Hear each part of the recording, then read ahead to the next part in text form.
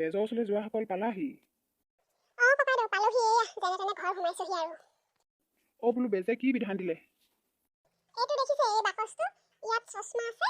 এই চশমাবিলাক উলিয়াই পিন্ধিলে আমি ভূত নিজ চকুৰে দেখা পাম। কি চশমা দিলে ঐ? এই ভূত দেখা চশমা দিলে আকৌ। আইও বটিকতে মৰো ভূত দেখা চশমা দিলে। চাওঁ কেনেকুৱা? আংকুল, ভূত আমি চকুৰে দেখি পাম, তেনেকুৱা চশমা দিলে। মোৰ কাৰণেও দিলে নে? চবৰ কাৰণে দি পঠিয়াইছিল।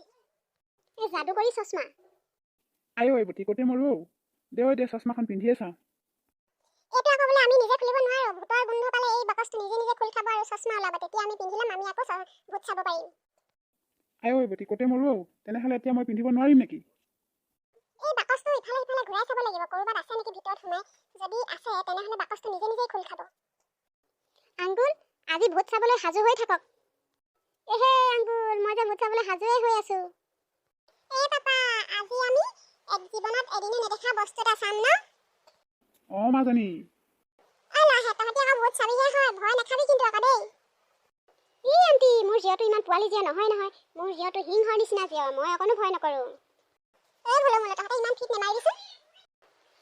আংকুল, ইফালে আমাৰ বাৰী পাছপিনে চাওকচোন। একাল ভূত আছে।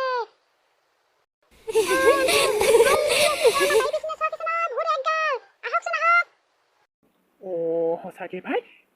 ভগৱান ঈশ্বৰ, ইমান বিকট আকৃতিৰ ভূত। তহঁত দুটাই কি কৰিছ এইবোৰ? আংকুল, শুনকচোন, এই ভূতকেইটাই কিবা কথা পাতিছে। ভূতেও আমাৰ আগতেই কথা পাতে। আংকুল, মোৰ যে ভয় লাগিছে। ভলো ভয় নকৰিবি, চাওঁচোন। বেজে চশমাখন দিলে বুলিহে আজি ভূত দেখি পাইছো। জীৱনত কেতিয়াবা ভূত দেখি পাইছ জানো? ৰচোন সিহঁতৰ কথাবোৰ শুনো, কিনো কথা পাতিছে। মনে আমি ইয়াতে জুমি চাই থাকোঁ দেই। এইডোখৰৰ পৰা আমি চাই থাকোঁ, সিহঁতৰ কথা শুনি থাকোঁ। অকণমান পোৱালিটোনো তইনো কেনেকৈ ভূত হলি পোৱালি? ককা, আপুনি ক'লেনো কি হ'ব মোৰ দুখৰ কথা। মোক সেই দুটা ল'ৰাই মাৰি পেলালে, খুচি মাৰিলে পকৰত। মই মৰি থাকিলোঁ। তাৰ পাছৰ পৰা মই ভূত হ'লোঁ। মোৰ বয়স 10 বছৰ হৈছিলেহে। মোৰ আৰু জীয়াই থাকিবলৈ বহুত হেঁপাহ আছিলে। মোৰ সেই জীয়াই থকা নহ'ল আৰু মোক মাৰি পেলালে। হয়নে? তই আকৌ সেই ল'ৰাকেইটাক বদলা ল'লি নে নাই লোৱা? সদায় অলপকৈ লৈ আছোঁ আৰু। ভলৌ মলৌ নামৰ দুটা ল'ৰাই মোক সেই পকৰত খুচি মাৰিলে। সিহঁতক মই শান্তিত থাকিবলৈ নিদিওঁ। মুঠতে সিহঁতক মই সদায় অশান্তি কৰিয়ে আছোঁ আৰু কৰিয়ে থাকিম। পিছে ককা, আপোনাৰ তলৰ ডোখৰ যে নাই, অকল মাথাটোহে আছে।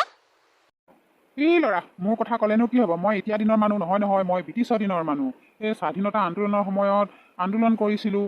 তাৰ পাছত মোক এটা মানুহে কাটি দিলে, মোৰ মাথাটো ডিঙিটোতে কাটি দিলে। তাৰ পাছত মোৰ ডেড বডিডোখৰ মানুহে পালে আৰু জ্বলাই দিলে, আৰু মাথাটো এই সাগৰীতে পৰি থাকিলে আৰু এতিয়া মোৰ সেই মাথাটো লৈয়ে মই আৰু ভূত হৈ আছোঁ আৰু। মই ভূত হোৱা আজি 100 বছৰ মানেই হ'ল আকৌ। মই আকৌ সেই সংসাৰখন পাতিবলৈ নোহোৱা কাৰণে সেই যম দেউতাই মোক ঠাই দিয়াই নাই। মোৰ কাৰণে চিট খালী হোৱাই নাই মোৰ আত্মাটো শুদ্ধি কৰিবলৈ। হয়নে ককা? ময়ো আৰু 100 বছৰ মানে এনেকৈ ভূত হৈ থাকিব লাগিব হপায় ন? মোৰতো 10 বছৰ হৈছিলেহে, 10 বছৰ বয়সতে মোৰ মৃত্যু হ'ল। মোৰতো একো হোৱাই নাই। বহুত দিন ভূত হৈ এনেদৰে মই থাকিব লাগিব আৰু। আমাৰ বাৰীৰ পাছফালে ভূতে মেল পাতিছে, সিহঁতে কথা পাতিছে ইমানকে। এইজনৰনো আকৃতিটো কি এনেকুৱা? তলৰ ডোখৰ কিবা ভৰি দুটা নাই, হাত দুখনো কিবা আঙুলি চাঙলি একো নাই। তুমি বাৰু কি এনেকুৱা আকৃতিৰ ভূত হলা? ককা, তুমি নুবুজিবা। মোৰ যিমান কষ্টতহে মোৰ মৃত্যু হৈছিলে। ককা, আপুনি নুবুজিব মোৰ জীৱনৰ দুখৰ কথা। কওঁ বাৰু শুনা অকণমান। মই আকৌ সেই বৰ ধুনীয়া ছোৱালী এজনী প্ৰেমত পৰিছিলোঁ। তাইৰ নামটো আছিলে মোহিনী। তাই মোৰ অন্তৰখন একেবাৰে মুহি পেলালে। তাৰ পাছত তাই আকৌ ধনী ল'ৰা এটা পালে নহয়, তাইক দি দিলে বিয়া। মোৰ আৰু দুখ বেদনাখিনি বুকুত বান্ধি আৰু মই জীৱনটো ট্ৰেইন আলিত পৰি দিলোঁ। ট্ৰেইন আলিত পৰাৰ পাছত ট্ৰেইনে মোক কাটি দিলে তলডোখৰ। মোৰ আৰু জীৱনটো দুটুকুৰা হৈ গ'ল। সেয়া মোৰ তলডোখৰ নাই, ওপৰডোখৰ আছে। মই এনেকৈ আছোঁ আৰু ভূত। মোৰ আত্মায়ো গতি নাই পোৱা। যম দেৱতাই মোক ঠাই দিয়া নাই। যমৰ ঘৰলৈ গৈছিলোঁ, আকৌ যম দেৱতাই ঘূৰাই পঠিয়ালে। নহ'ব, এনেকৈ আত্মহত্যা কৰা মানুহক বোলে ঠাই নিদিয়ে। সেয়াই আৰু মোৰ দুখৰ কথা।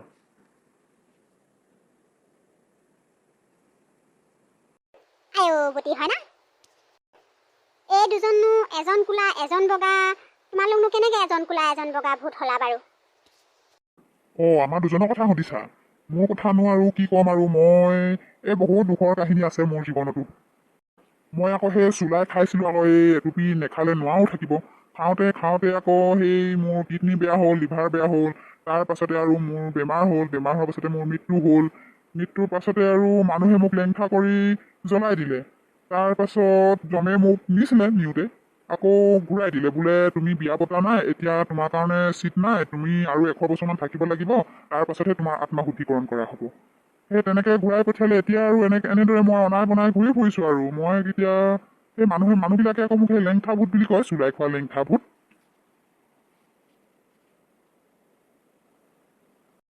এই ঐ কলিজা হয় না? মোক আকৌ মানুহে আলুগুটি ভূত বুলি কয়। এই ঐ কলিজা হয় না? মোৰো এটা নাম আছে নহয়, মোৰ নামটো জানেনে বাৰু আপোনালোকে? মোক আকৌ সেই পিলপিলিওৱা ভূত বুলি কয়। মই আকৌ সেই মানুহৰ জাঙিয়া পেনৰ তলত সোমাই পিলপিলাওঁ, খুচো। আকৌ মাইকী মানুহৰ মেখেলা তলত সোমাই পিলপিলাই দিওঁ, খুচি দিওঁ। সেইকাৰণে মানুহে আৰু মোক সেই পিলপিলিওৱা ভূত বুলিয়ে চবেই জানে। ঐ মোলো, ঐ দেখিছ ভলং ভূত হৈ, এই ভলঙে আমাক সদায় পিলপিলাই থাকে জাঙিয়া পেনৰ তলত সোমাই।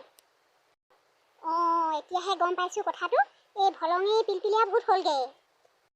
অঁ, আমাৰ আকৌ এই দাদাজনৰ আকৌ শিং আছে, আকৌ পাছফালে পাখি আছে।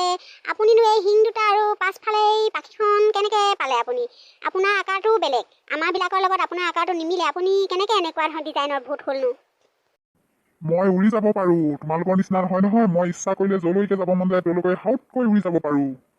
মই আকৌ মানুহৰ জন্মত আৰ্মি সেনা যোৱা নাছিলোঁ। এই যুদ্ধ কৰিছিলোঁ। যুদ্ধ কৰোঁতে মোৰ গাত গুলি লাগিলে, এই বোমত মই মৰি থাকিলোঁ। তাৰ পাছৰে পৰা মোক আৰু এই ভূত হৈ আছোঁ আৰু সেই মই সংসাৰখন পাতিবলৈ নহ'ল, সেইকাৰণে জমে সেই মোক খাই নিদিলে। মোৰ আত্মাটো শুদ্ধিকৰণ কৰিবলৈ আৰু বোলে 100 বছৰমান লাগিব হেনো। সেই এতিয়া চিট খালী হোৱা নাই, মই আৰু সেই ভূতেই হৈ আছোঁ আৰু। ঐ ভুলো মোলো, এই ভূতৰ কথাবোৰ শুনিছ? অঁ, শুনিছোঁ আকৌ। বেয়াই লাগে পাই। সিহঁতিও সেই আমাৰ নিচিনা মানুহেই আছিলে নহয়। তাহাঁতৰ এনেকুৱা অৱস্থাৰ কাৰণে সিহঁতি এতিয়া মানুহৰ জন্ম পোৱা নাই। আমাৰ বাৰীত ভূত আছে 5টা। এইকেইটা গোটেইকেইটা মতা ভূতেই হ'ব হপায়। এই বৰুৱা বেজলে ফোনটো কৰি জনাই দিব লাগিব। কাইলৈ মানে আহি ভূতৰ খেলা খতম কৰি দিবহি ন। তাৰ পাছত আৰু আমাৰ বিন্দাছ। বলক আংকুল, ভিতৰলৈ যাওঁগৈ বলক। তেন্তে আইসকল, ভিডিঅ'টো আজিলৈ ইমানতে সমাপ্ত কৰোঁ। আমাৰ ভিডিঅ'টো যদি ভাল লাগিছে ছাবস্ক্ৰাইব কৰি ল'ব প্লিজ। এটা লাইক কৰি দিব। Bye bye.